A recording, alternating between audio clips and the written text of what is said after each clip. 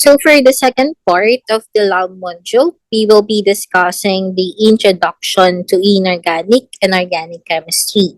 So we will be having some of the concepts in your high school chemistry, especially in intra and intermolecular forces, as well as how do we name functional groups and the hydrocarbons.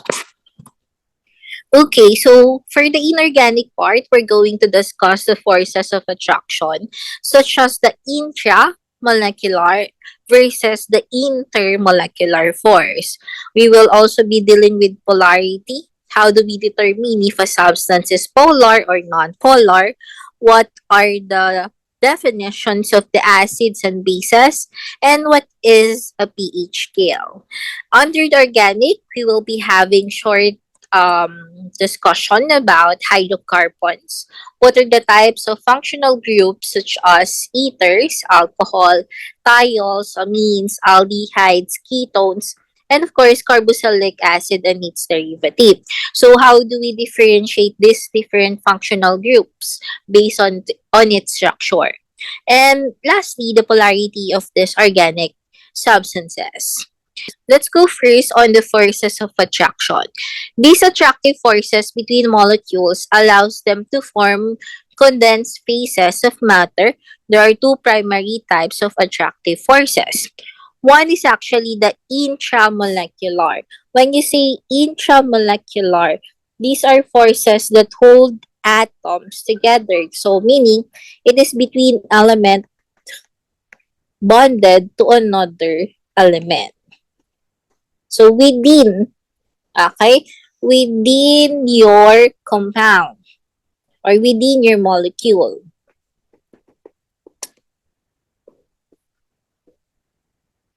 Unlike intermolecular force, those are forces that exist between the molecules. Okay, so I'll give you example for number one. For example, hydrochloric acid.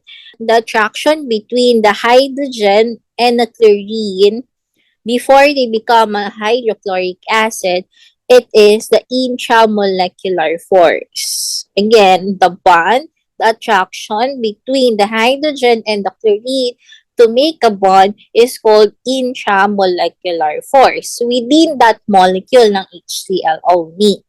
Pero if you have many molecules ng hydrochloric acid, yung force ng attraction between many hydrochloric acid is now what you call intermolecular. Yun na yung meaning na between the molecules. Okay? Kagaya nito, HCl, another HCl, another HCl. Itong force of attraction na yan is called now intermolecular force of attraction. Okay, now we have three types of intramolecular forces, meaning element to element. First one is ionic bond. When you say ionic bond, it is between a force of attraction between a metal and a non-metal. Covalent bond will be non-metal to non-metal. Metallic bond will be force of attraction between a metal and a metal. Okay? So again, we only have three under the intra: ionic, covalent, and metallic bond. Okay, the first one is ionic bond, where one of its element is a metal, kagaya ng sodium. Sodium is a metal under the group number 1. So it is bonded to a chlorine, which is a non-metal.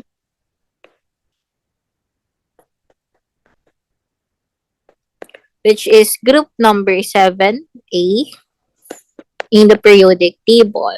Okay, so here, there is a transfer of electron. When you see ionic bond, metal tends to lose, diba?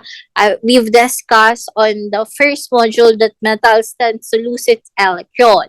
So who receives that electron? Si non-metal. Okay, that's why ionic is entirely complete transfer of valence electron from one element, specifically metal, to a non-metal. So when there is already a transfer of electrons, it now becomes a ionic bond. Okay? Remember also ionic bond here, it satisfies the octet rule. But only the non-metal satisfy the octet rule or the 8 electrons. Okay, gaya nito. Si sodium will give one of its electron. It is group number 1. That's why its valence is 1 electron. Chlorine is group number 7. That's why it has 7 valence electron. So therefore, para magkaroon ng bonding, the metal will give its electron to chlorine. Now chlorine will have 1, 2, 3, 4, 5, 6, 7, 8 electrons. Now satisfying what you call the octet rule. Ang clue lang sa ionic is metal to non-metal. And there is a transfer of electron. And non-metal satisfy the octet rule. So the second one is covalent bond. This is a bonding between non-metal to a non-metal.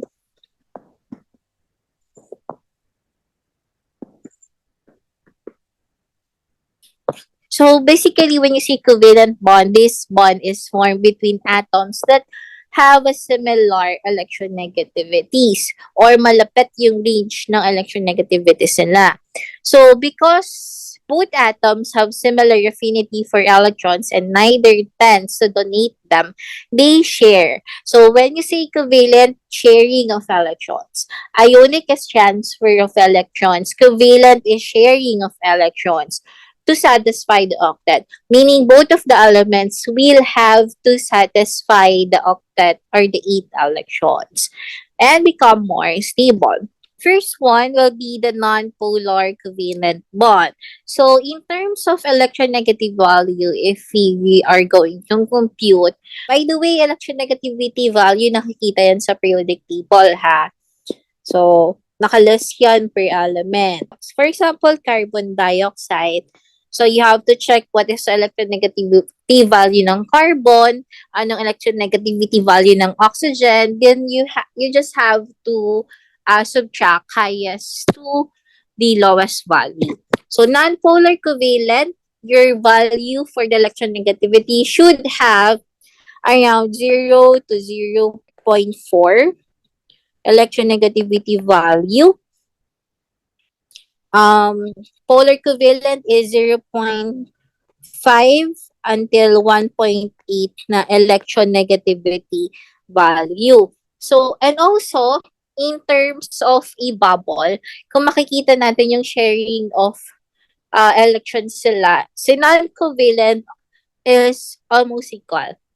So, kapag ka yung electronegativity bubble niya, makikita nyo na almost the same size. While as kapag polar covalent naman, one of its element has a larger electronegativity bubble rather than the other element na mas maliit. Okay, where the larger becomes partially negative and the smaller one will be partially positive. So this is an example of a non-polar covalent, which is the chlorine gas or the Cl2. So both of your chlorine are group number 7. So they have 7 valence electron. And both of them only need 1 electron to satisfy the octet rule. So kapag magkakaroon ng sharing, only 1 bond will be formed.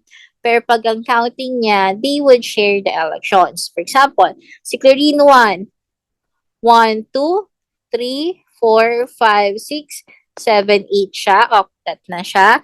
Satisfying. Si chlorine number 2, 1, 2, 3, 4, 5, 6, 7, 8. Siya rin ay satisfying octet. So, therefore, kapag makakompute niyo yung electronegativity value nito, it will be less than 4. Kaya ang kanyang electronegativity bubble ay pantay lang. Ibig sabihin, walang mas malakas sa kanila. Pantay lang yung force of attraction niya. This naman is an example of a polar covalent bond. One of your element is electron each. Mas madami siyang electrons. Hydrogen is group 1, kaya 1 valence electron. Chlorine is group 7, that's why 7 valence electron. One of your element, which is the electron poor, will be partially positive. Kaya pag nilagyan natin ng bubble, mas maliit si hydrogen, mas malaki o mas malaki manghila si chlorine natin. So this will be partially positive. This is partially negative. So meaning, your chlorine pulls the shared pair of electrons toward itself. Mas malakas siya manghatak ng electrons. So developing a partially negative charge, and as a result, hydrogen gets a partially positive charge. So this is a type of covalent bond that occurs between atoms of metals. Metals to metal. What happens here if there is a bonding like this? There will be a mobile of electron in which your valence electrons are free to move throughout the lattice. So if you're going to arrange the relative strength, metallic will be the first one, followed by ionic, polar covalent, then of course a non-polar covalent bond. Okay, next is the intermolecular forces of attraction. So these are forces between molecules or between compounds. So one is the dipole-dipole, followed by the hydrogen bonding and the van der Waals or the London dispersion forces. In dipole-dipole interactions, these forces occur when partially positive charge part of a molecule interacts with the partially negative charge part of the neighboring molecule. Usually, this happens in polar covalent bond because we are discussing about partially positive and the partially negative. For example, hydrochloric acid, this is a polar molecule. Hydrogen is electron poor, kaya siya partially positive. And chlorine is electron rich, mas malakas manghila si chlorine, that's why it's partially negative. And if you're going to check the electronegativity value of these two elements in the periodic table, mas mataas ang value ng electronegativity ni chlorine. So, since they are polar covalent, yan. When it encounters another hydrochloric acid, which is also polar, there will be force of attraction between, sino dito? Between the partially negative part of the first compound and the partially positive part of the second compound. Okay?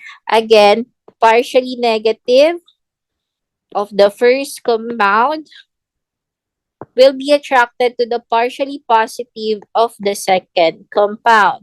Pero pwede rin namang vice versa, yung partially positive ng first compound is attracted to the partially negative of the second compound.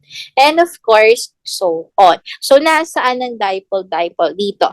Partially negative to positive, partially negative to the positive. So that is the dipole-dipole attraction. Okay, next will be hydrogen bonding.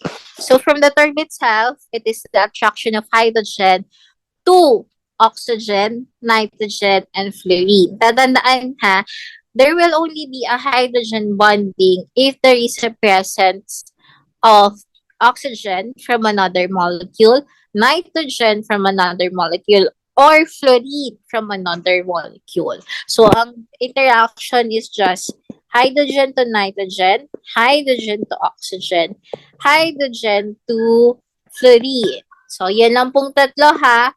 Pagka naman sinasabi, kunwari, CH bond, carbon and hydrogen, it's not hydrogen bonding ha. Okay? So, again, hydrogen bonding only happens between HN, HO, and HF. Kagaya nito, we have molecules of water here. So, your hydrogen, which is also partially positive, will be attracted to the oxygen of another water. And your oxygen is also attracted to the hydrogen of another water, and so on. So this is an OH bond. Tatandaan. So this is hydrogen bond. Okay, the last one will be London dispersion or van der Waals. So this type of interaction arises as a result of temporary dipoles induced. This only happens if there is a collision. Okay? If there is a collision of two molecules. Tatandaan, all of the molecules will have London dispersion because they will tend to collide with another molecule. Okay, tatandaan ha, lahat has a possibility of London dispersion. And it is also the weakest kasi after the collision, there will be no intermolecular force na. So, ang pinaka-idea dito, once there is collision between molecules, ang tawag dun sa attraction na yon or temporary dipoles induced is called London dispersion. After that collision, wala na po. So if you're going to rank, hydrogen bonding is the strongest, which are the HF, HN, and of course the HO. Dipole-dipole is the second one, the partially positive and partially negative charge, which followed by the London dispersion, which is the weakest, since it is temporary or induced dipoles only. Let's try an exercise. What type of intermolecular forces exist between each of the following molecules? Of course, for example, there are particles of hydrogen bromide, so madaming HBr. This will be a dipole-dipole. HBr is a covalent bond.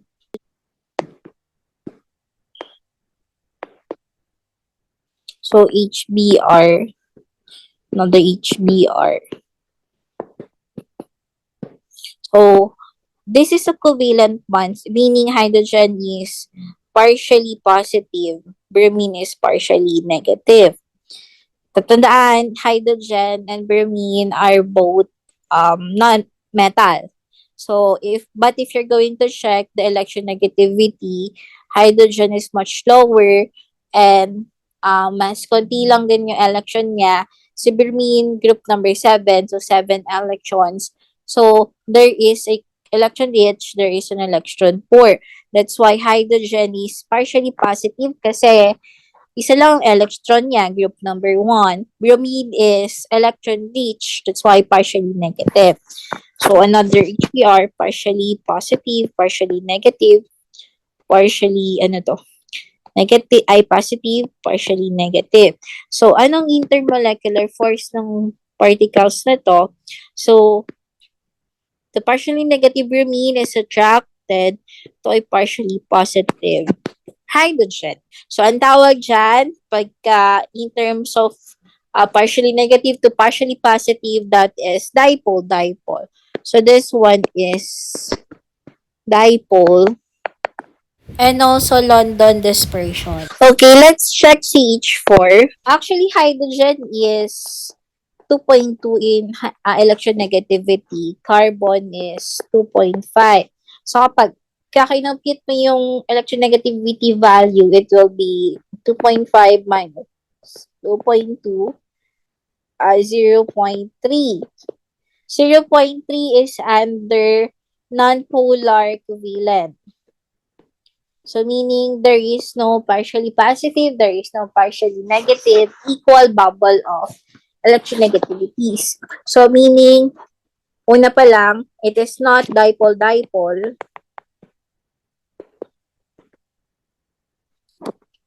Kasi nga, non-polar covalent siya.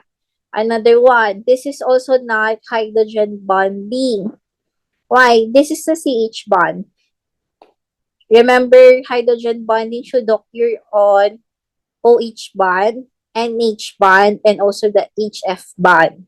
Si oxygen, nitrogen, and fluorine lang ang pwede magkaroon ng hydrogen bonding, but not the carbon. Hindi rin po siya hydrogen bonding. And lastly, sabi ko nga, all of the molecules can have London dispersion or the van der Waals because molecules can tend to collide. So therefore, ang sagot dito will be London dispersion. Okay, that will be number 2. non-dispersion. The first one is HBr. Now, yung number 3, which is the SO2, do it at home.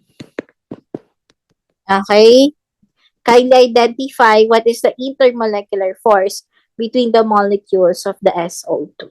Now, let's discuss polarity. Okay. So, in polarity of molecules, you can identify if it is polar covalent, non-polar, even if it is ionic bond. When you say electronegativity, it's the tendency of an atom to attract shared electrons of a covalent. So, kung gaano kalakas manghila ng electrons or gaano kahina ng isang atom. Okay? When you see bond polarization, ito yung sinasabi kong bubble kanina. The result of shared electrons being attracted to the more electronegative atom. Kung sino yung mas malakas or mas mataas ang electronegativity value, nasa kanya yung pinakamalaking bubble. Okay? Kasi mas malakas siya mang-attract. This is the electronegativity value of the molecule. So, paki-screenshot na lang po and always have a copy of this one. Please do remember that non-polar molecule, these are molecule containing no polarized bonds. Ibig sabihin, equal yung bubble niya. Equal yung attraction o yung hilahan ng electrons, resulting to charges that are distributed symmetrically throughout the molecule. So again, diniscuss ko kanina that if it is non-polar, the value should have 0 to 0.4. Kagaya nito, the CH bond, si carbon ay 2.5, si hydrogen is around 2.1. Sometimes actually 2.2 si hydrogen. So, 2.5 minus 2.1, 0.4. Pasok pa din siya doon sa electronegativity value ng isang non-polar covalent. Another one, the polar. This will be molecule containing polarized bonds in which the resulting charges are distributed non-symmetrically throughout your molecule. Kagaya ni CO, si carbon is 3.5. Check natin. Si carbon ay actually 2.5. Ito si carbon, 2.5. Si oxygen ay 3.5. This is oxygen. By the way, in terms of subtraction, highest minus lowest. Since oxygen is 3.5, carbon is 2.5, so 3.5 minus 2.5 is 1. So we've discussed kanina, if it is polar covalent, it should have around 0.5 hanggang 1.8 value. In polar covalent, there is a greater or the electron rich and there is an electron poor. Kaya yung bubble natin dito, yung polarization will be given to the element that has a higher electronegativity value. And the last one is ionic bond. So ionic will have around 1.9 up pataas siya. Kagaya ng sodium chloride, sodium is around 0.9. Chlorine is around 3.16 or 3.0. So 3 minus 0.9, 2.1. This is already ionic one. Okay, so meaning na ionic, they do not share electrons. One will have to transfer its electron. And that another one element will have to satisfy the octet. Okay, so these are examples ng polarity ng molecules such as H2 is non-polar, water is a polar molecule, boron trifluoride is a non-polar, and so on. Okay? Okay, now let's go to the last part, which are the acids and bases. So, we all know that acids have a sour taste, Tagalog maasim. Vinegar owes its taste to the acetic acid, as well as citrus fruits can contain citric acid. So it reacts with certain metals to produce what you call hydrogen gas. It also reacts with carbonates and bicarbonates to produce carbon dioxide. So we also have bases such as they have bitter taste. It feels like they are slippery also. And many of your soap contains bases. 'Di ba? Yung mga, pag naliligo kayo, yung shampoo, sino dito minsan nakakalasa ng shampoo or sabon, mapait. Okay? So, that is one of the greatest example na bases. There are several definitions in chemistry describing acidic and basic molecules. Um, First one is the Arrhenius, followed by Bronsted-Lowry, and the Lewis definition. One of the definitions are the Arrhenius definitions. Here, acid is a substance that increases the concentration of the hydronium or the H positive when it actually dissociates. So, basis is a substance that increases the concentration of the hydroxide when it dissociates, meaning your acids tend to, while as bases tends to produce hydroxide when it's dissociate or nag-separate yung ions natin.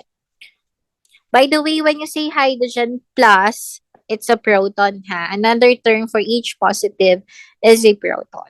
Said Lowry, which it classifies that acids are proton donor, and the one who receives the proton or accepts the proton is the bases. So here, acids produces H plus, bases produces hydroxide. Dito naman kay Bronsted, acids donates hydrogen, bases accepts H plus or proton. Okay, tatanan yan. So, as an example here, if a hydrochloric acid reacts with water, your hydrochloric acid will lose its hydrogen and will be accepted by your H2O. Now, it's become H2 plus another one hydrogen, it becomes H3O positive. Si chlorine, tinanggalan mo ng hydrogen, it becomes a chlorine negative. So, by the way, in terms of Bronsted ha, your water is amphoteric, meaning it can be acid or a base depending on its partner. If its partner is an acid, your water will act as a base. If its partner is a base, your water will act as an acid. Ang water natin will act as a base because ang partner niya is nitric acid, HNO3. Kapag naman ang partner niya is a base, kagaya ng ammonia, so your water will act as an acid. Okay, let's have this example muna. So, HNO3 is an acid, so it will lose its hydrogen. So, pag tinanggalan mo to ng hydrogen, magiging NO3 negative na siya. Okay, pag tinanggalan ng isang element, your compound will be charged as negative. Si H2O naman, it acts as a base, therefore, it will accept proton. So, H2O plus 1H, it becomes now H3O positive. Okay, if a compound accepts that hydrogen, it becomes positively charged. Okay, next. NH3 is a base, so it will accept hydrogen from water. So, H2O minus 1 hydrogen, it becomes the hydroxide. NH3 plus 1 hydrogen, it now becomes NH4 positive. In Bronsted-Lowry, we also have a definition called conjugate acid and bases. Ganito, an acid reacting with the base, acid will lose proton, base accepts hydrogen. Okay, so if this acetic acid loses its hydrogen, the oxygen will become negatively charged. That's why ito na siya. Ang tawag doon sa acid that loses its hydrogen is called conjugate base. Again, an acid that loses its hydrogen or proton, it becomes conjugate base. Next, now your base, which is methylamine, will now accept one of the hydrogen. So now it becomes a methylammonium ion, or it has now an NH3 positive. Now, if a base accepts hydrogen, its product becomes a conjugate acid. So this one is a conjugate acid. Tatandaan na. Now let's go to the last definition, which is the Lewis acid. So it's a substance that can accept a pair of electrons. A Lewis base is a substance that can donate a pair of electrons. So tandaan, an acid and a base, which is hydroxide.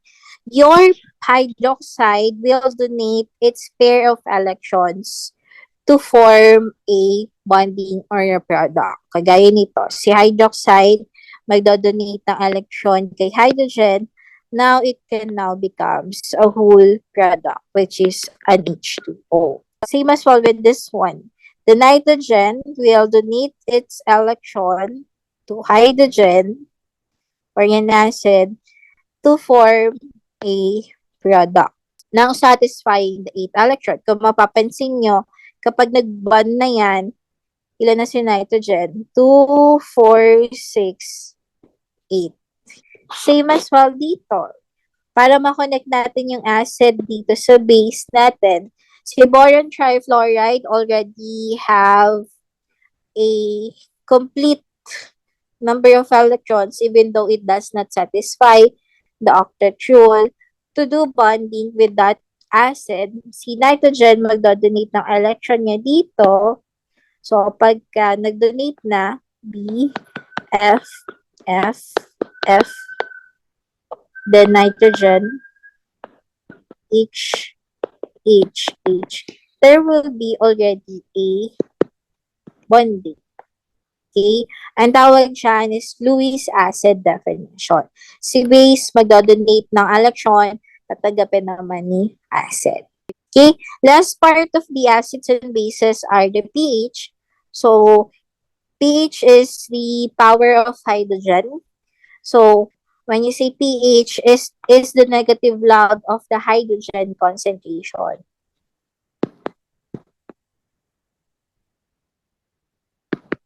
Okay, so for example, you have 0.1 molars ng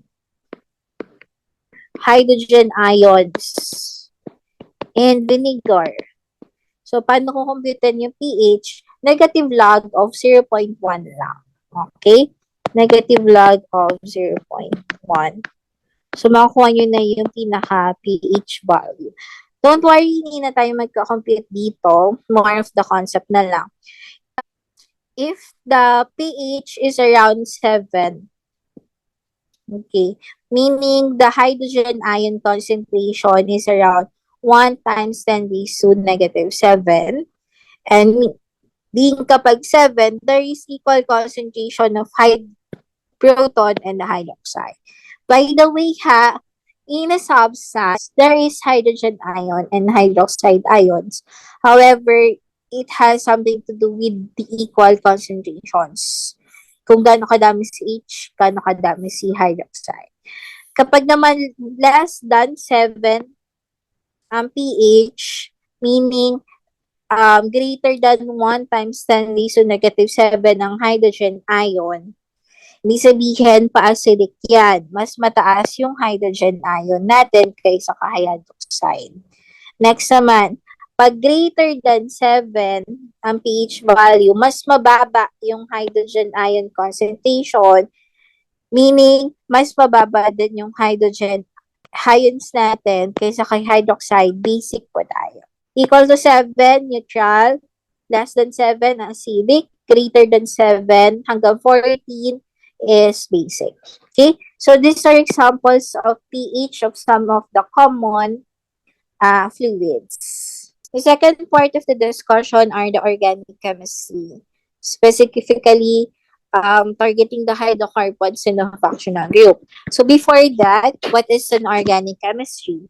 So, organic chemistry is the chemistry of your compounds of carbon. Also, the compounds of carbon are relatively connected to hydrogen, nitrogen, and of course, oxygen.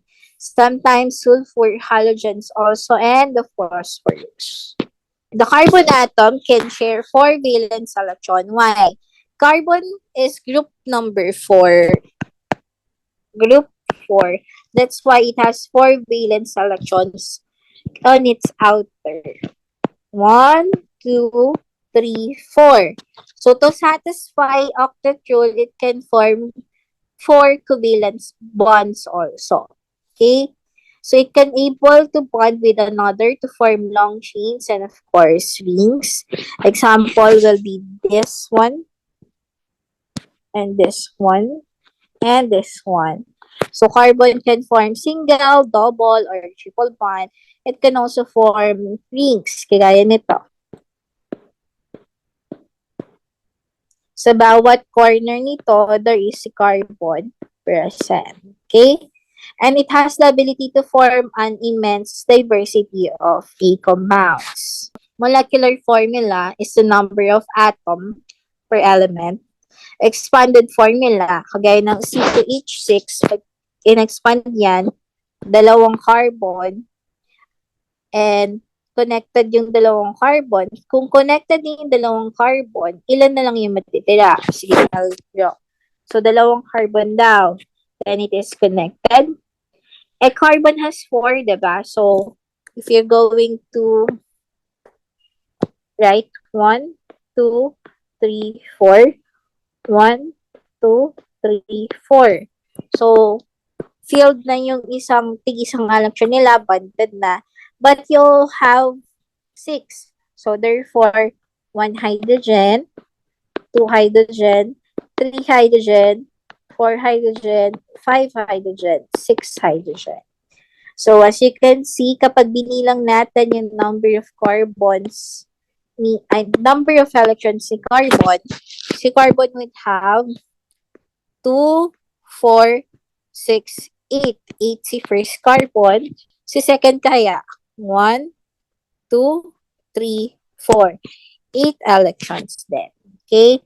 If you're going to do condensed naman, per carbon yan, sabihin ito muna, C, tapos tatlong hydrogen, kaya CH3. The other one, C, tapos tatlong hydrogen, kaya CH3, CH3. And its skeletal formula natin, line lang yon. When you say skeletal, it's a line, sometimes line angle. Kada isang dulo or end of a line is 1 carbon. So, carbon 1, carbon 2. Then, you don't have to write the hydrogen. So, ganun lang siya kasi. Isang line lang to. Okay? So, let's have butane as a line angle. Sa line angle ng butane, ilan ng carbon? 1, 2, 3, 4. So, dapat ang dulo ng lines ay 4. So, 1, 2, 3, 4. Then you don't need to write the hydrogen. Pentane. 1, 2, 3, 4, 5. So, 1, 2, 3, 4, 5. 5 angles. Okay? Okay, so hydrocarbons are compound composed of only carbon and hydrogen. Tatandaan, kapag hydrocarbon, CH bonds lang.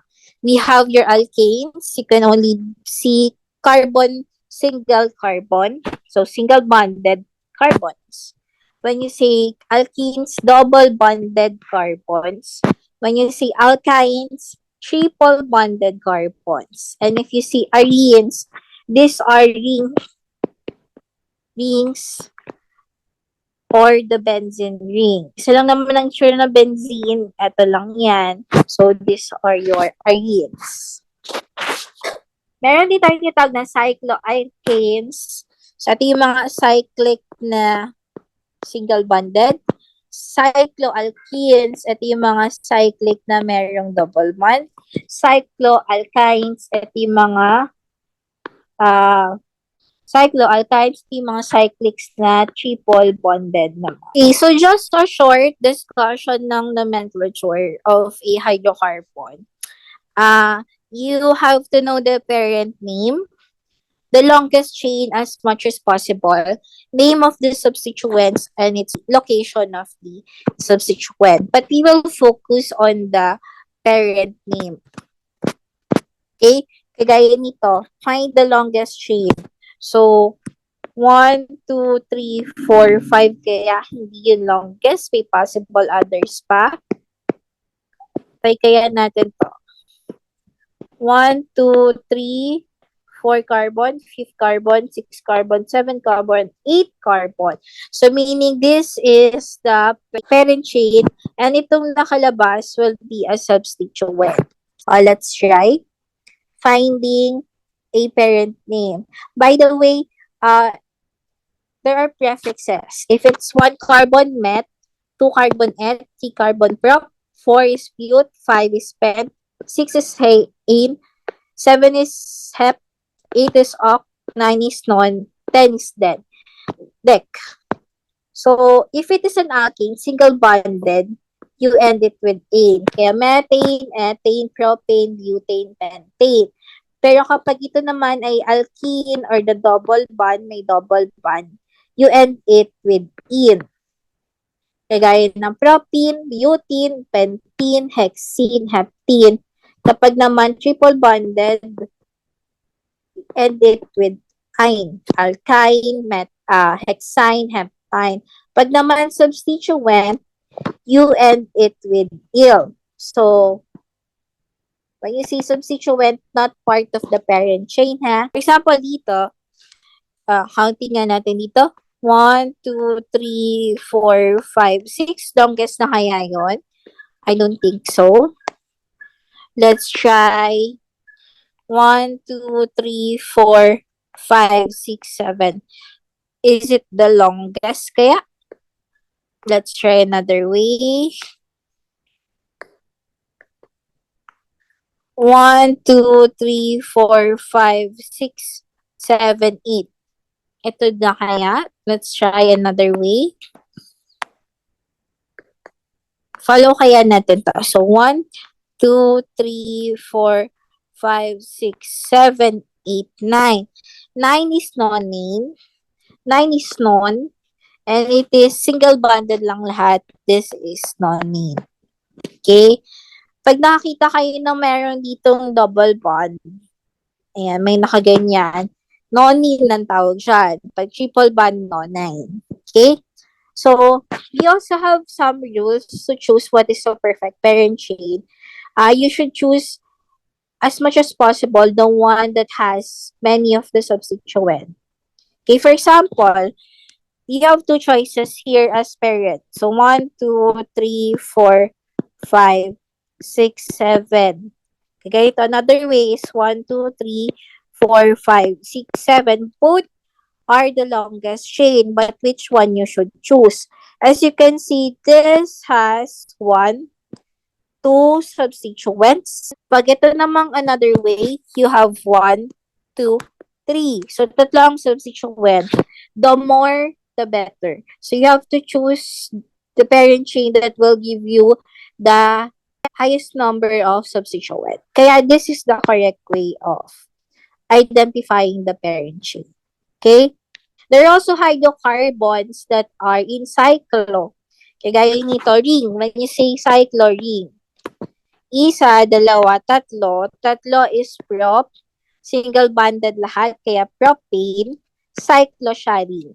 Another one, cyclo to. Pero 1, 2, 3, 4. So, this is a bute.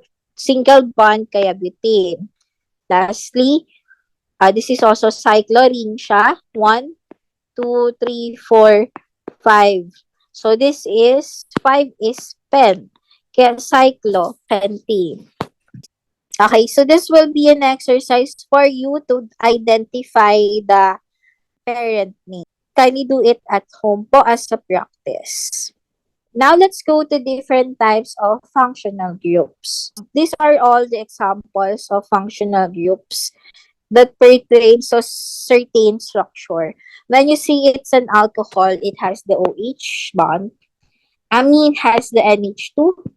Aldehyde has the C double bond OH. Ketone has the C double bond OR group. When you see R group, it's a carbon group. Carboxylic has the COOH double bonded. Ester is the C double bond OOR or carbon group. Amide is the C double bond ONH. Okay, tatandaan lahat yan ha. Yan ang definitions ng ating functional group.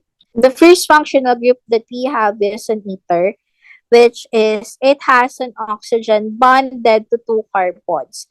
So this is basically C single bond O C. Kapag nakita niyo sa structure, COC single bonded, kagaya nito. Pagka ito ay dinisperse, COC, hydrogen, hydrogen, hydrogen, hydrogen, hydrogen, hydrogen. Nasaan ang ether dito? This is your ether part or the single bond O C. So examples of ethers, vitamin E, ito siya, COC. Morphine is also an example of an ether. Fluoxetine is also an example of an ether. So vitamin E is an antioxidant. Morphine is analgesic. Fluoxetine is a powerful antidepressant. Another functional group is the alcohol. Alcohol, ma-identify niyo siya with the presence of the hydroxyl group or the OH. Okay? Kagaya nito, ethanol. Ethanol has 1, 2. So, 2 carbon. So, et. Tapos may OH siya, kaya ethanol. Next.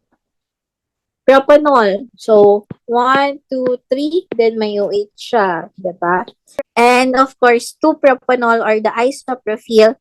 1, 2, 3, tatlong carbon. Pero nasa carbon number 2 kasi nakakabit yung hydroxyl. That's why 2-propanol. Sometimes isopropyl alcohol. And the alcohol that can be consumed only is the ethyl alcohol or ethanol.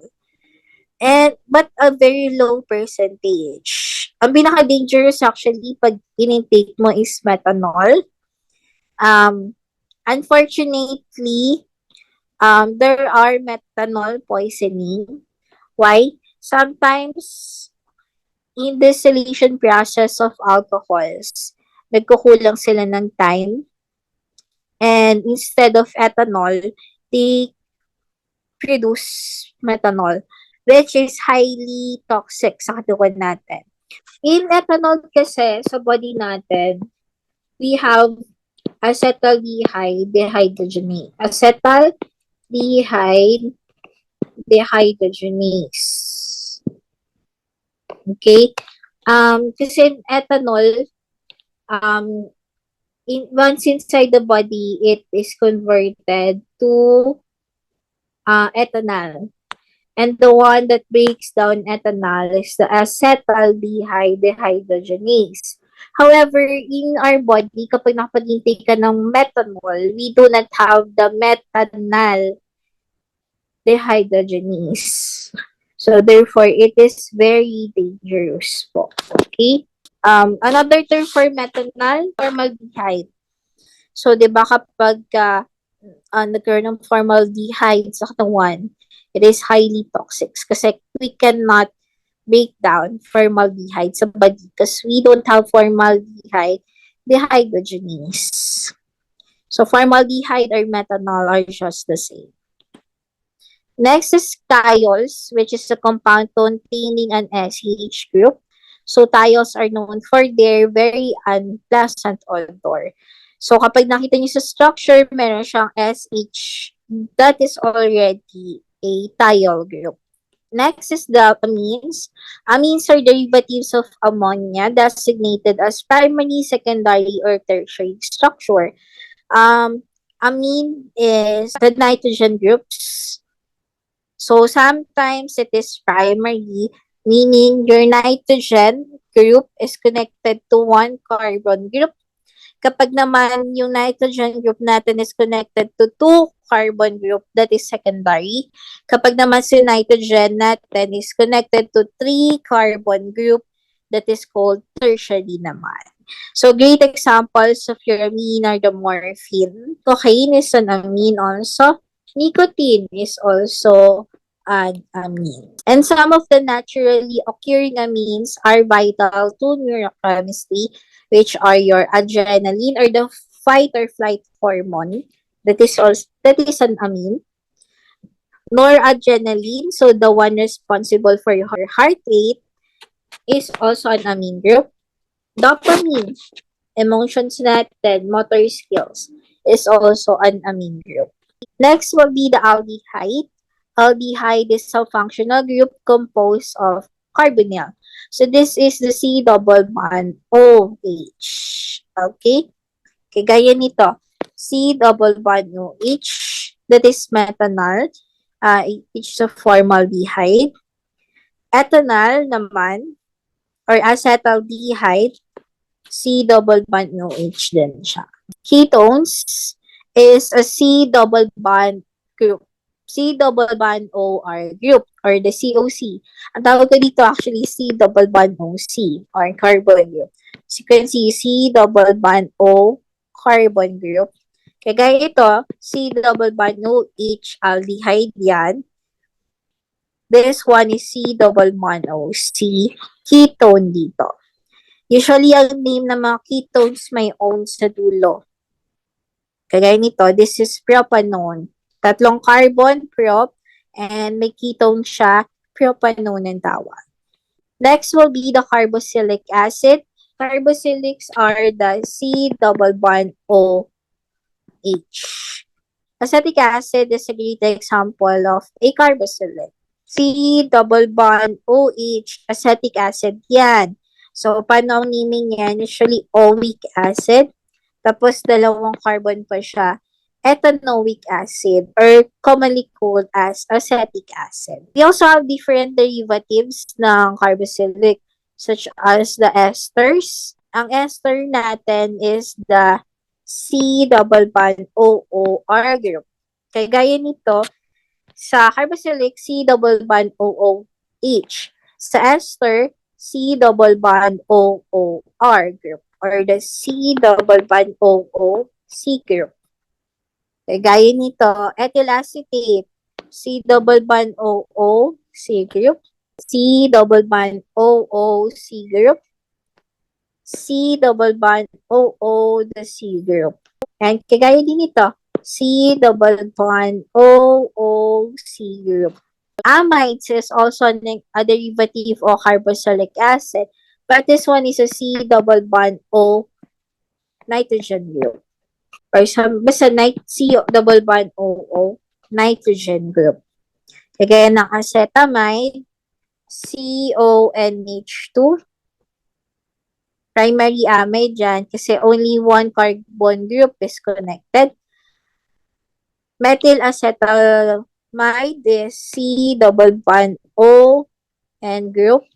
So, dalawang carbon group connected sa kanya, secondary amide. Pag tertiary amide naman, tatlong carbon group ang nakakonect dito. Okay? A great example of the ring structures ng amide are the lactams. So, if an amide is on a ring structure, this is already called as a lactam. The last derivative is the anhydride. There are two carbonyl groups bonded on the same oxygen. Kagaya nito, CO, C double bond O. When you say carbonyl, C double bond O, ha? C double bond O and another C double bond O, dalawa. Two carbonyl groups where they are bonded by an oxygen. Ang tawag dyan ay anhydrides. It can be symmetrical, meaning there are two identical acyl groups. When you say acyl, your carbonyl group has a bonded carbon group. So, COR, C double bond OR. So, dalawang C double bond OR bonded by an oxygen group. So in terms of polarity of substances, alkenes, alkynes are all nonpolar because they are CH bonds. There is no presence of oxygen, fluorine, and even nitrogen to have hydrogen bonding and make it a polar molecule as well.